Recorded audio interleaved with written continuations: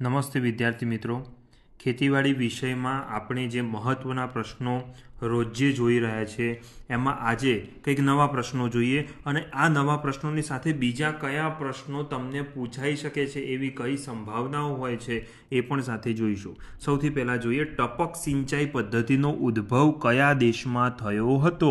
તો ઇઝરાયલની અંદર ટપક સિંચાઈ પદ્ધતિનો ઉદ્ભવ થયો હતો. કયા વૈજ્ઞાનિકે કરે? તો આવું પણ પૂછાઈ શકે હવે આની સાથે. તો સિમચા બ્લાસ નામના વૈજ્ઞાનિકે. બરાબર, આવું પૂછાય કે ટપક સિંચાઈ પદ્ધતિ દ્વારા કેટલા ટકા પાણીની બચત થાય છે? તો 50થી 70% પાણીની બચત થાય છે. GJ35 એ કોની જાત છે? જુવાર. એટલે હવે અહીં ખાલી GJ35 આપણે યાદ રાખી લઈએ અને જુવાર તો અહીંયા માહિતી કમ્પ્લીટ થઈ ગઈ એવું ના હોય મિત્રો. તમારે જેટલા પણ મહત્ત્વના ધાન્ય પાકો છે, સિરિયલ્સ ક્રોપ, પલ્સીસ ક્રોપ છે, આપણા ગુજરાત વિસ્તારની અંદર મહત્ત્વના થતા કેશ ક્રોપ કે ધારો કે કેસ્ટર છે, કોટન છે, બરાબર છે, મસ્ટાર્ડ છે, આ જે વગેરે વગેરે મહત્ત્વના જે ક્રોપ છે એ બધાની લેટેસ્ટ વેરાયટી, વધુ ઉત્પાદન આપતી વેરાયટી, બરાબર, રિસન્ટલી બહાર પડેલી જાતો, આ તમામનું એક યાદી બનાવીને તૈયારી કરી લેવી જરૂરી જ છે. બરાબર. રાજ્યમાં જ્યાં સફેદ મકાઈ માટે કઈ જાતની ભલામણ કરવામાં આવે છે? તો ગુજરાત મકાઈ એક સફેદ માટે છે. આવું એવું પણ પૂછાય કે ગુજરાતમાં જે તલ જે છે એનું સંશોધન કેન્દ્ર ક્યાં આવેલું? તો અમરેલી. અને કયા તલ જે છે એ કાળા તલની જાત છે? તો 10 નંબરના તલ. બરાબર છે. ગુજરાત ટીલ 10, GT10. મગફળીમાં કેટલા ટકા તેલ હોય છે? જેટલા પણ ઓઇલસીડ ક્રોપ છે, બરાબર, એ બધાની અંદર તેલની ટકાવારી તમને મોઢે હોવી જોઈએ કે મગફળીમાં કેટલા ટકા તેલ હોય? તો 48%. મગફળીની કઈ જાત અર્ધ વેલડી છે? બરાબર છે, અર્ધ વેલડી એટલે સેમી સ્પ્રેડિંગ, બરાબર, GG20. ઓકે. તલની કઈ જાત સફેદ દાણા ધરાવે છે? તો ગુજરાત તલ 1. બરાબર. કાળા દાણા ધરાવે ગુજરાત તલ 10 અને લાલ દાણા ધરાવે છે પૂર્વા 1. બરાબર. આ જે તલની 3 જાતો કઈ એ પણ બહુ ઇમ્પોર્ટન્ટ છે કે ગુજરાત તલ 1 એ સફેદ દાણા ધરાવે, પૂર્વા 1 જે છે એ લાલ દાણા, અને કાળા દાણા જે તલમાં જે છે ગુજરાત તલ 10 નંબર. તલમાં કેટલા ટકા તેલ હોય છે? તો 45થી 46%. મેં કહ્યું ને, બધા જ જે ઓઇલસીડ ક્રોપ છે એ બધાના તેલના ટકાવારી તમને મોઢે હોવી જોઈએ.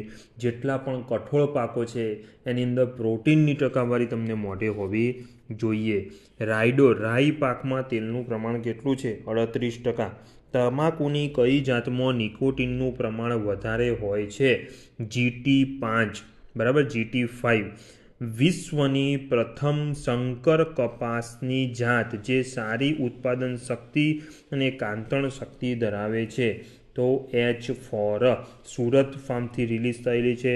વૈજ્ઞાનિક છે CT પટેલ, 1970. બરાબર છે. બટાકાના પાકમાં કુમળા છોડ અને ડાળીઓને કાપતી જીવાત કીટકનું નામ જણાવો. કટવોર્મ. કઈ જીવાતનું નામ શું છે? કીટકનું નામ કટવોર્મ. જે કટ કરી દે, ડાળીઓને કાપી દે, વોર્મ છે. બરાબર. એક નાળિયેરીમાં કયા કીટકના કારણે નવા પાન કાણાવાળા નીકળે છે? તો ગેંડો. બરાબર. કીટકનું નામ છે ગેંડો. લાખ આપે તેવા ઝાડ કયા? તો પીપળો, કુસુમ, બોરડી એ લાખ આપતા ઝાડ છે. ડાંગરમાં આવતા 4 કીટકના નામ જણાવો. તો મોટા ભાગે જે મેજર પેસ્ટ છે એ વાત કરવાની હોય કે ગાભમાળાની ઈયળ, સ્ટેમ બોરર, ડાંગરની અંદર ટીટીગોળા ગ્રાસહોપર, ડાંગરની જૂથી ઈયળ, ડાંગરના તળતળિયા, આ બધા. રોગકારકો જે સૂક્ષ્મ જીવાણુઓ છે, જીવાણુ એટલે બેક્ટેરિયા, વિષાણુ એટલે વાયરસ, અને કવક ફૂગ. બરાબર. તો રોગકારક એટલે પેથોજન, જેમાં સૂક્ષ્મ જીવાણુનું કદ કેટલા મિલી માઇક્રોનનું હોય છે? સાઇઝ પૂછી છે. બરાબર. તો 2 મિલી માઇક્રોનનું હોય છે. ફૂગની પ્રજાતિઓ કેટલી હોય છે? 8000. ફૂગની પ્રજાતિઓ કેટલી હોય છે? તો 8000. આદુનો પાણી પોચો કોહવારો એ કોનાથી થતો રોગ છે? તો આદુનો પાણી પોચો કોહવારો એ ફૂગથી થતો રોગ છે. બટેટાની અંદર પાણી પોચો કોહવારો એ કોનાથી થતો રોગ છે? તો જીવાણુ બેક્ટેરિયાથી થતો રોગ છે. જનરલી જેટલા પણ પાણી પોચા મીન્સ કે વોટર સોકડ લિસન્સ જોવા મળે છે એ બધા જનરલી ફૂગથી થતા હોય છે, પણ બટેકાની અંદર બેક્ટેરિયલ ડિસીઝ છે, જેમાં સ્ત્રી કેસર અને પુંકેસર બંને ગેરહાજર હોય તેવા પુષ્પને શું કહેવાય? તો વંધ્ય પુષ્પ. જેમાં સ્ત્રી કેસર અને પુંકેસર બંને હોય તેવા પુષ્પને આપણે કહેવાય દ્વિલિંગી. બરાબર, દ્વિલિંગી પુષ્પ. દાખલા તરીકે કપાસ, જેમાં સ્ત્રી કેસર અને પુંકેસર બંનેમાંથી એક જ હોય તેને કેવા પુષ્પ કહેવાય? એકલિંગી પુષ્પ, પપૈયાનું પુષ્પ. કોઠારોમાં જે આપણે સ્ટોરેજ હોય છે, વેરહાઉસીસ હોય, એની અંદર ઉંદરનો ઉપદ્રવ ઓછો કરવા શાનો ઉપયોગ કરવામાં આવે છે? તો ટ્રેપ જનરલી યુઝ કરતા હોય છે. સાથે દવાઓમાં ઝીંક ફોસ્ફાઇડ નામની દવાનો પણ યુઝ થાય છે. કીટકોમાં લોહીને બદલે શું હોય? તો કાઇલ હોય છે. ચાવીને ખાનાર કીટકો કયા? તો તીતી ઘોડો અને મેઢ. બરાબર, સ્ટેમ બોરર ચાવીને ખાનારા કીટકો છે. ચૂસિયા પ્રકારની જીવાતોના નામ તો મોલો છે, મચ્છી, એફિડ, જેસીડ, થ્રિપ્સ. બરાબર, આ બધા વ્હાઇટ ફ્લાય ને ચૂસીને ખાનારા કીટકો છે, ઇન્સેક્ટ છે. પૂસા નવબહાર શેની જાત છે? તો ગુવારની. પૂસા નવબહાર. હવે જોઈને શાકભાજી પાકોની અંદર પણ તમારે ઘણી બધી વેરાયટીઓ યાદ રાખવાની હોય છે. હવે ફક્ત આપણે વેરાયટીઓ ઉપર જ ફોકસ કરીએ તો મિત્રો શું થાય કે મહિનાઓ નીકળી જાય બધી વેરાયટીઓને યાદ રાખતા, પણ આપણે બહુ સ્માર્ટ વર્ક કરવું જોઈએ. શું કરવાનું? એક એનલિસ્ટ કરી લેવાનું 1 અથવા તો 2 પેજની અંદર, કે જ્યાં રિસન્ટલી બહાર પડેલી વેરાયટીઓ જે છે ગુજરાતની જ ખાસ તો એ યાદ રાખવાની છે. મેજર ક્રોપ છે, મહત્ત્વના પાકો છે, ધાન્ય પાકોમાંથી 2-4, કેશ ક્રોપમાંથી 2-4, શાકભાજીમાંથી, કઠોળ પાકોમાંથી અને આપણા નજીકમાં જે રિસર્ચ સ્ટેશનોમાંથી બહાર પડેલી જાતો છે આટલી જ યાદ રાખવાની હોય. બાકી જો તમે વેરાયટીને યાદ કરવા બેસો તો ઢગલો વેરાયટીઓ, અસંખ્ય વેરાયટીઓ હોય, એટલે બધી જ યાદ રાખવી એવું જરૂરી નથી હોતું. અમુક વિદ્યાર્થી મિત્રો એટલું બધું લેબરિયસ વર્ક કરતા હોય કે સતત રાત દિવસ વાંચ કરતા હોય, પણ અમુક સમય એ સમજવાની જરૂર હોય છે કે આપણે શું વાંચી રહ્યા છીએ. શું ખરેખર આવું તમે જો પોતે ક્વેશ્ચન પેપર સેટ કરવા બેઠા હો તો શું તમે આવા પ્રશ્નો પૂછો ખરા? એવું સમજીને તૈયારી કરવાની શરૂઆત કરવી જોઈએ. બરાબર છે. ધારો કે અગાઉની પરીક્ષાઓમાં ક્યાંક આવા પ્રશ્નો પૂછાયેલા હોય તો એને સિમિલર કેવા પ્રશ્નો પૂછાઈ શકે એ યાદ રાખવાની પ્રયત્ન કરવો જોઈએ. ધારો કે એવું અગાઉની પરીક્ષામાં પૂછાયેલું હોય કે યુરિયા ખાતરની અંદર કેટલા ટકા નાઇટ્રોજન હોય? તો 46%. એનો મતલબ એ થયો વિદ્યાર્થી મિત્રો કે તમારે ખાતરની ટકાવારીના બધા જ ટકા જે છે દરેક ખાતરોના આવડવા જોઈએ. બરાબર. ધારો કે વેરાયટીઝની હું એ જ વાત કરું છું કે ઇમ્પોર્ટન્સ વેરાયટી જે છે એ આપણને યાદ કરી લેવાની છે, કે પછી એની શક્યતાઓ કેટલી છે પૂછવાની, એવું આપણે અંદાજો લગાવીને મહેનત કરીએ તો 100% સફળ થવાય. બરાબર. પૂસા નવબહાર ફેમસ વેરાયટી છે. કોની છે? ગુવારની છે. બરાબર, ગવાર.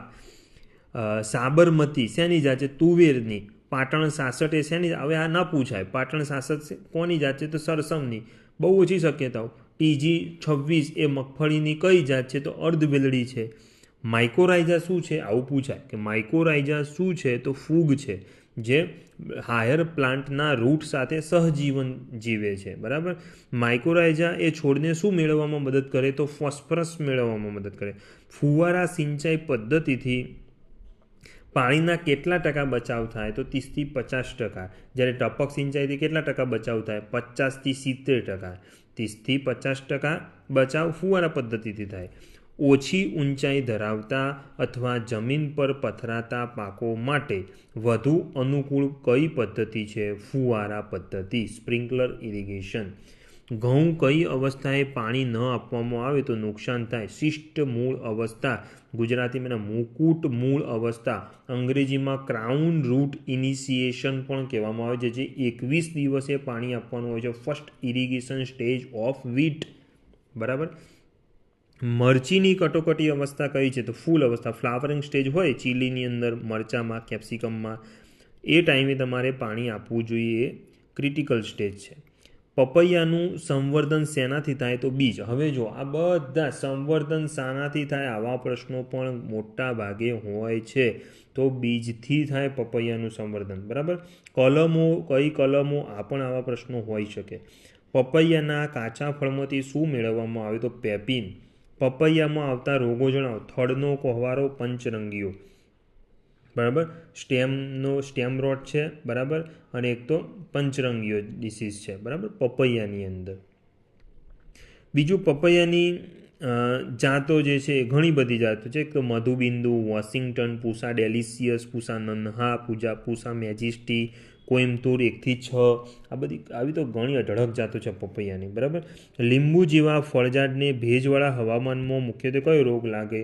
તો શીતળા જે છે, સાઇટ્રસ કેન્કર ડિસીઝ છે, એ આવા ભેજવાળા હવામાનમાં એને જલ્દી થાય, સાઇટ્રસ કેન્કર.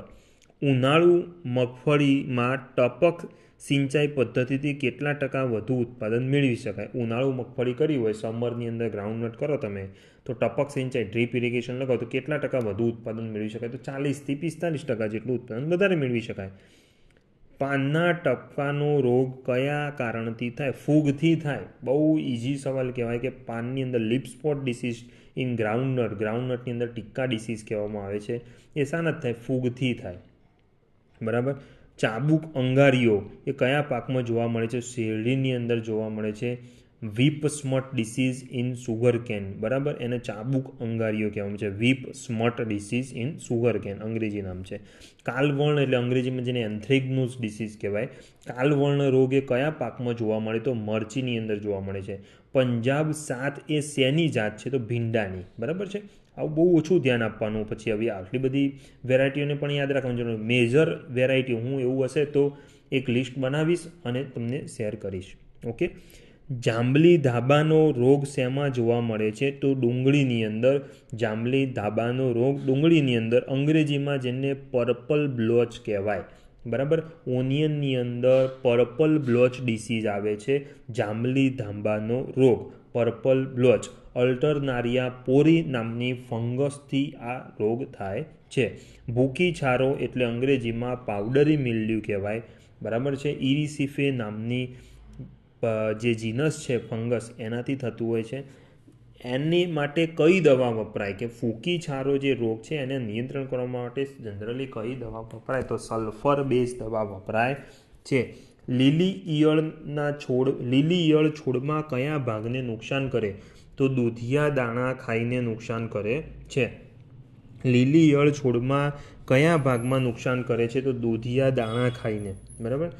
કઈ ઈયળ પાન ઉપર ઈંડા મૂકે? સ્ટેમ બોરર, ગાભમાળાની ઈયળ જે છે. ઘણી બધી ઈયળો હોય. બરાબર, એવું જરૂરી નથી. PF35 એ કોની જાત છે? વરિયાળીની. બરાબર. વરિયાળીની 11 નંબર, 12 નંબર, 4 નંબર, ઘણી જાતો છે. PF35 એ કોની જાત છે? વરિયાળી. ડાંગરના પાક માટે કોની જરૂર સૌથી વધારે છે? કયા તત્વની? બરાબર છે. સિલિકોનની. બહુ જ યાદ રાખજો મિત્રો, બહુ ઇમ્પોર્ટન્ટ પ્રશ્ન છે. સિલિકોન ડાંગર પેડીની અંદર, ધાન પાકની અંદર બહુ જ જરૂરી છે. સંપૂર્ણ ખાતર કોને ગણવું? તો સંપૂર્ણ ખાતર છાણિયા ખાતરને ગણવું. સેન્દ્રિય ખાતર એમાં પણ બહુ જ જૂનું એવું ખાતર છાણિયું ખાતર, જેની અંદર સંપૂર્ણ બધા જ પોષક તત્વો હોય, એટલે એને સંપૂર્ણ કમ્પ્લીટ ફર્ટિલાઇઝર કહેવામાં આવે છે. બજારમાં મળતા જૈવિક ખાતરો જે છે, બાયો ફર્ટિલાઇઝર, એ પેકેટનું વજન કેટલું હોય? તો 200 થી 250 ગ્રામ વજન હોય. બરાબર. બજારમાં મળતા જૈવિક ખાતર જે છે એ પેકેટનું વજન કેટલું હોય? 200 થી 250 ગ્રામ. રાઇઝોબિયમ કલ્ચર કયા પાક માટે વપરાય છે? તો કઠોળ વર્ગના પાક માટે રાઇઝોબિયમ વપરાય છે. કઠોળ વર્ગના પાક માટે રાઇઝોબિયમ કલ્ચર વપરાય છે. કેમ કે રાઇઝોબિયમ એના મૂળ સાથે સહજીવન જીવે છે. સૂકા અજોલામાં કેટલા ટકા નાઇટ્રોજન હોય? તો સૂકા અજોલામાં 3 થી 5% નાઇટ્રોજન હોય છે. મરચીમાં કોકડવા રોગ શાનાથી થાય? તો મરચીમાં કોકડવા એટલે કે વાયરલ ડિસીઝ છે, આ એ વાયરસથી થાય છે, વિષાણુથી થાય છે. ચીલી લીફકલ જે છે એ ચીલી લીફકલ વાયરલ ડિસીઝ, બરાબર. તો એ વિષાણુથી થાય છે. એનો વેક્ટર છે, આ રોગને ફેલાવે કોણ? તો વ્હાઇટ ફ્લાય છે, માઇટ છે અને થ્રિપ્સ. આ ત્રણેય ઇન્સેક્ટ જે છે એ જવાબદાર છે ચીલી લીફકલ ડિસીઝ કોઝ કરવામાં, બરાબર છે, એને ફેલાવવામાં. બાકી થાય તો છે વાયરસથી. ઓકે. ભૂકી રૂપ દવા છાંટવા કયા સાધનનો ઉપયોગ થાય? તો ડસ્ટરનો ઉપયોગ થાય, બરાબર. ભૂકા રૂપે પાવડર સ્વરૂપેની દવા છાંટવા માટે. સર્ટિફાઈડ બીજ શેમાંથી બનાવવામાં આવે છે? તો સર્ટિફાઈડ બીજ છે એ ફાઉન્ડેશન સીડમાંથી બનાવવામાં આવે છે. તો આ જે સીડ જે છે એના બધા પ્રશ્નો પછી તમારે પૂછાય. એના ટેગનો કલર કેટલો છે એ પણ પૂછાય, ટેગની સાઇઝ કેટલી છે આવા પણ પ્રશ્નો પૂછાય. સૌથી પહેલું બીજ કયું હોય? ન્યુક્લિયસ સીડ હોય, બરાબર, એકદમ 100% પ્યોર હોય. ન્યુક્લિયસ સીડ પછી આવે બ્રીડર સીડ, બ્રીડર સીડ પછી આવે ફાઉન્ડેશન સીડ, ને ફાઉન્ડેશન સીડ પછી આવે સર્ટિફાઈડ સીડ, સર્ટિફાઈડ સીડ પછી ટ્રુથફુલ સીડ છે, બરાબર. બજારની અંદર આપણે મળતા જનરલી ટ્રુથફુલ સીડ મળતા હોય છે, બરાબર.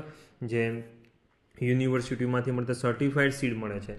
એટલે આ સીડ પણ તમારે કે એની જે આખી સિસ્ટમ સિક્વન્સ છે એ પણ આવડવી જોઈએ, બરાબર. ન્યુક્લિયસ સીડ જે છે એનો ટેગ કલર જે છે એ નથી હોતો, બરાબર. જ્યારે બ્રીડર સીડ જે છે એનો ટેગ કલર યલો કલર હોય છે, ફાઉન્ડેશનનો વ્હાઇટ હોય છે, સર્ટિફાઈડ જે છે સીડ એનો બ્લુ કલર હોય છે, ટ્રુથફુલ સીડ છે એનો ઓપલ ગ્રીન કલર હોય છે. તો આ પણ તમારે યાદ રાખવું જોઈએ, બરાબર. ચલો બીજું છે ધોળકા એ શેની જાત છે? આ ફેમસ વેરાયટી છે કે ધોળકા, બરાબર. દાડમ અને જામફળ બંધીની છે, બરાબર. ધોળકા, સોલાપુર, રંગપુર, ઘણી બધી વેરાયટીઓ છે. કાજુનું ઝાડ જે છે એ કેટલા વર્ષ પછી ઉત્પાદન આપે? તો 3 વર્ષ પછી કાજુનું ઝાડ ઉત્પાદન આપે. ગુજરાતમાં સુકવણી માટે કયા પ્રકારના બોર પ્રખ્યાત છે? રાંધેરી બોર, બરાબર. બોરડીનો મુખ્યત્વે કયો રોગ જોવા મળે? બેરની અંદર પાવડરી મિલ્ડ્યુ ડિસીઝ એનો મેજર ડિસીઝ છે. બોરમાં કયા કીટક જીવાતનો ઉપદ્રવ ઘણું નુકસાન કરે? તો ફળમાખી જે છે એ ઘણું બધું નુકસાન કરે, બરાબર છે. ગજરાજ ઘાસ જે છે એમાં કયું નુકસાનકારક રસાયણ હોય? તો ઓબ્ઝેલેટ. ઓબ્ઝેલેટ જે છે એ ગજરાજ ઘાસમાં નુકસાનકારક રસાયણ છે, બરાબર. તો આપણે આવા અનેકો પ્રશ્નો જે ખેતીવાડીને લગતા છે એ આપણે જોવાના છે. તમે ધ્યાનથી આ જે ઓડિયો લેક્ચર છે એને વારંવાર સાંભળશો એટલે તમારે રિવિઝન પણ થશે અને તમને યાદ પણ સહેલાઈથી રહી જશે. અને ધીરે ધીરે પોતાની નોટ્સ બનાવવાની શરૂ કરો, તૈયારી કરો. એગ્રીકલ્ચર વિભાગમાંથી કોઈ વાંધો ન આવે જો તમે રેગ્યુલર આ વારંવાર ઓડિયો લેક્ચર સાંભળતા હોય તો, બરાબર. અને પોતાની મહેનત ઉપર વિશ્વાસ રાખો. મહેનત એટલી બધી કરો કે તમારું નસીબ ઓટોમેટિક જાગી જાય. નસીબ જેવું આમ તો ન હોય કશું, મહેનત જ એક સફળતાનો માર્ગ પસંદ કરવા માટે, સફળતા મેળવવા માટેનો એકમાત્ર વિકલ્પ છે. મહેનત સાથે શ્રદ્ધા, બરાબર છે. Thank you so much.